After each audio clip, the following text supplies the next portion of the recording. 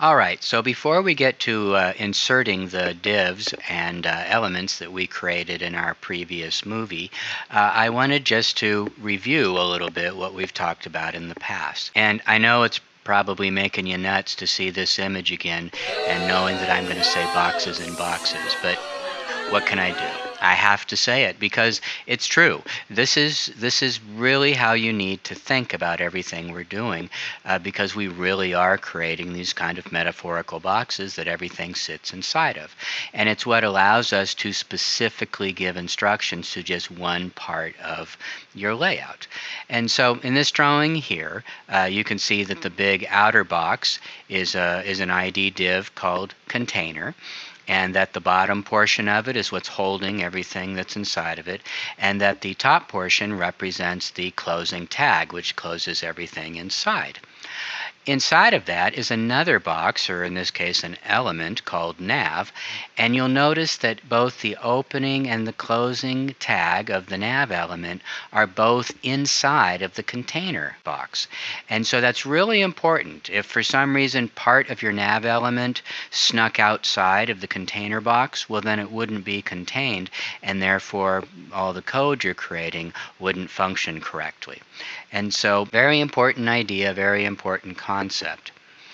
Now, as we look back here at the layout and the wireframe, which we were working to in the last movie, we talked a lot about this at the time, where it really is just a bunch of boxes inside of boxes. So before we start inserting these, let's really look at what boxes are what.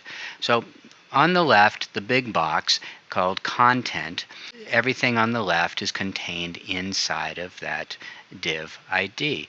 And so that means at the top, the nav is inside of the content box, the picture ID that is underneath it is inside of the content box, and then all the little navigation buttons, the Nav 60 and the Nav 120s and the Nav 340, those are all inside of the nav box, which is inside of the content box. And then the box on the right called Gelker is not inside another box, but it is inside of the body next to the content box. So it's really about how all these boxes relate to each other, and when you go to insert the divs, that's what you're going to be controlling. Now, one last thing before we get going. Let's just look a little bit at what the HTML code is going to look like. Because as you know, we created all these rules for what the boxes are going to be in CSS. And then that CSS needs to attach to a div or an element down in the HTML code. The HTML code also dictates how these boxes fit together. So this is a very simple example here, but if you look at the body element, that is containing everything else. So the body represents everything that you see in the browser window, so that is always going to be the outermost container. Inside of that is the content box, and that is a box within the body element. Inside of that content box is the nav element or the nav box, and then also the div ID photo box. And so as you construct your code, you can see that the code, because of the open and closing tags, creates these boxes that can then enclose other boxes, and that the relationship of these elements really dictates the overall structure of the page. So let's get into Dreamweaver, and I'll show you a couple of different ways that you can insert your divs. Okay, go ahead. As you'll see, the process of inserting the divs will really go very quickly.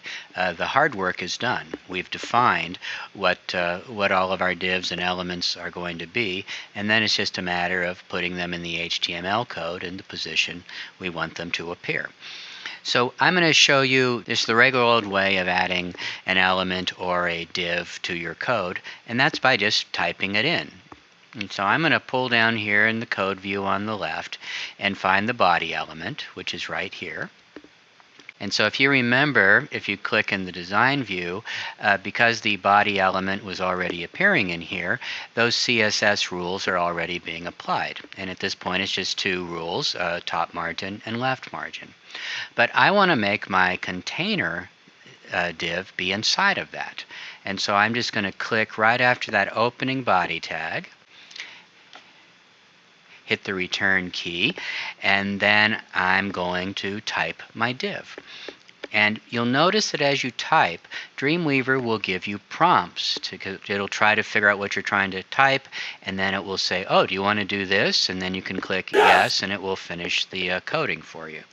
So I'm just going to type in an angle bracket, div, do you want a div? Yes, I do. Hit the space, and then the container is an ID. So I'm going to type ID as an ID selector. You'll see it drops this menu that says, do you mean ID? And I say yes. And then it will go ahead and type the equal signs and the quote signs for me. And then it also supplies a list of the different ID selectors that I have created up in the CSS.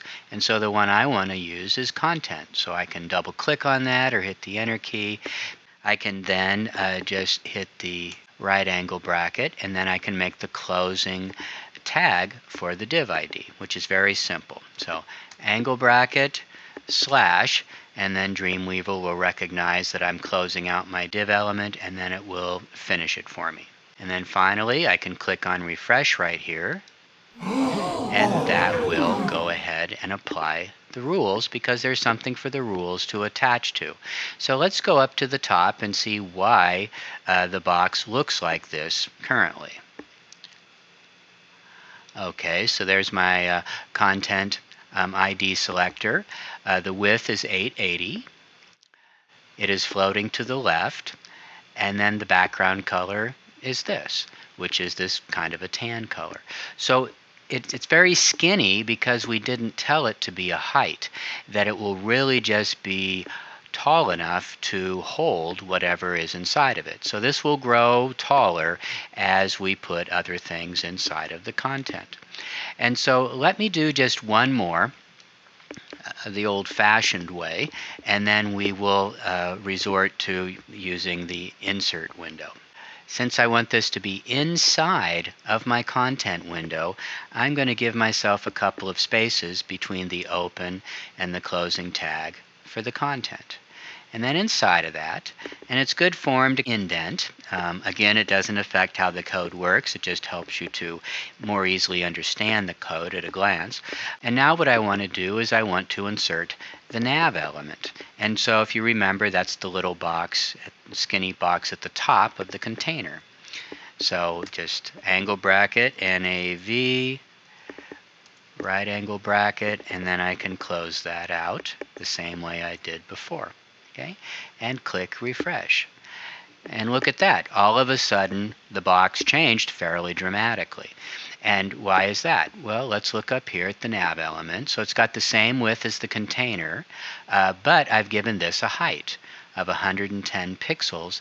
I've also given it a margin at the bottom of 25 pixels. And so that's what is right here, this light tan underneath this kind of dark green gray. That represents the margin. So now let me show you how to insert some boxes using the insert window. And then you can kind of decide which works better for you, what you understand better, what's quicker for you, whatever. Whatever. So I'm going to go down here to the code for just a minute again, and I'm going to hit the return so that I get a cursor in the line right underneath the two nav tags. And the reason for that is the next box I'm going to insert is the photo box. And that goes inside the content box, which is here, underneath the nav box. And so if I click the cursor right there, that is where the next box is going to be inserted. So that'll make more sense in just a minute. Now I'm going to go up here to my insert window, which is in the upper right corner. If you don't currently see it, it may be behind the Files tab.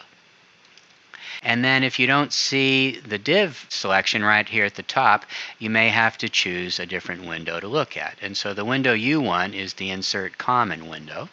So choose that from the list, and then div will be right there. So go ahead and click on div, and that will bring up this simple little window. You're cute. And so the first thing I like to do is tell Dreamweaver what box it is that I want to insert. And so I know it's an ID, so I'm going to go to the ID selector area down here, click on the arrow, and it will list the 2 IDs I haven't used yet.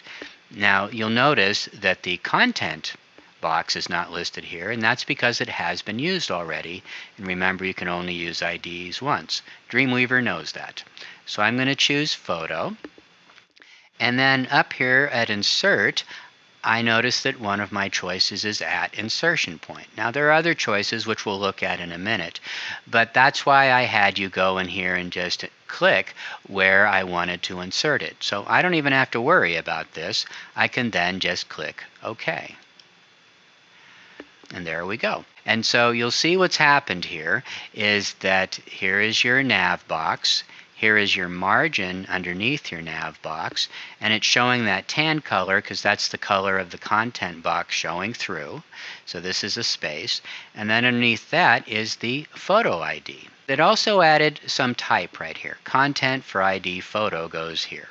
I always delete that immediately, and I would recommend that you do too. So I'm just going to go ahead into the code and just delete that text and click on the refresh button and get rid of that extra type. You really don't need it, and it actually can screw things up if you don't remove those as you go along. We've made 3 boxes at this point, and we've inserted them in a couple of different ways. Now the next box I would like to put in is the Gelker box. And so if you remember, that's a tall skinny box that is actually next to the content box. And so I'm just not going to worry about where my cursor is this time. I'm going to go back to my Insert Div window. And I'm going to go down to my ID selector right here. And the only one left is Gelker. So I'm going to choose that. And this time, instead of using at insertion point, I'm going to pull down to after tag. So you see there are different choices. I could choose to put this before a particular tag, after the start or before the end of a particular tag, or I could put it after a tag. So I'm going to choose after tag, and then I tell Dreamweaver which tag I want to put it after. Well, it goes after the content. So I'm going to choose that from the list right there and click OK. And there we go. So again, a couple of things. You'll notice that it pushed it over here to the side. If this were in normal document flow, it would go underneath. But because we've given both the content box and the Gelker box a float left attribute, so let me show you that in the code. So we float left on Gelker right here, and then float left on content. Because we've given them both float left, they will stay on the same line and just push as far to the left as they can go. And so the content box is being stopped by the margin on the left, and then the Gelker box is being stopped by the content box plus the extra margin on the left. So let me go down to my HTML code and let's get rid of that extra text. Delete and refresh.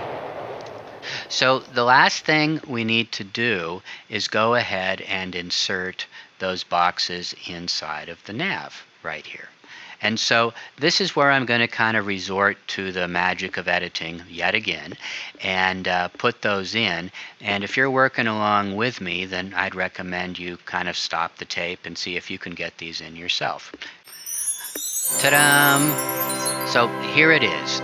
Here is the completed HTML, at least for the boxes. Obviously, there's no real content in here, such as pictures and so forth. I will show you how to put a picture in just a minute. What we have here are all of our boxes in position. And so here is our content box. Inside of that is a nav box. And inside of that nav box are all these different little class divs. Okay, so one for nav 60, which is this one right here to the left. Then there are 4 for the nav 120. So remember, that's the same rule, which is right here, being applied 4 times. Lastly, here is the 340 class, and that is up here to the right. And so all of this has been defined first by the CSS rules we created, and then by inserting it into the HTML code like we've done here. Now, you can insert these any way you want. You can type in the code. You can go to the insert. It's completely up to you. Often what I do is I may use the insert window or type it in. And if I have a bunch of boxes that are very similar, I'll copy this, paste it in, and then just type in the new class name. And so often I find that to be the very quickest way to work if you have multiples of the same or similar boxes. So the last thing I want to do is just talk a bit about getting the content in. So we've made the structure. So obviously if you had images and rollovers and text and various things to put in here, then you now have your boxes built and you can start inserting that content. At that point, if you've made a background color to help you see what's going on, you can start taking out that background color as you won't need it. I want to insert a photo. So the first thing I'm going to do is go up to the photo div and remove that background color. So I'm just going to delete that right out of the code here and click the refresh button. And that will still show the color of the content box underneath, but that's okay. And then I'm going to pull back down here to the HTML code, and I'm just going to click right between the open and closing tags for the photo ID div. And we've done this before, so I'm going to do this quick. Then I'm going to go up here to the insert window and choose image from the menu. And then I can navigate to where that image is at. And that's it right there, and click open. And Viola. So obviously I went to the work of making sure this image was already the correct size to fit into my box, but again, that's the big reason for doing the wireframe, is that it allows you to plan everything you're doing for the entire site. But once you've got your boxes figured out and in position, then you can start putting in your content, and then your code will get richer and more complicated and more beautiful as you go along. Yeah. But that's all there is to it. This is something you'll do a lot throughout the semester, so hope this video helps you remember how to do it. Totally, for sure.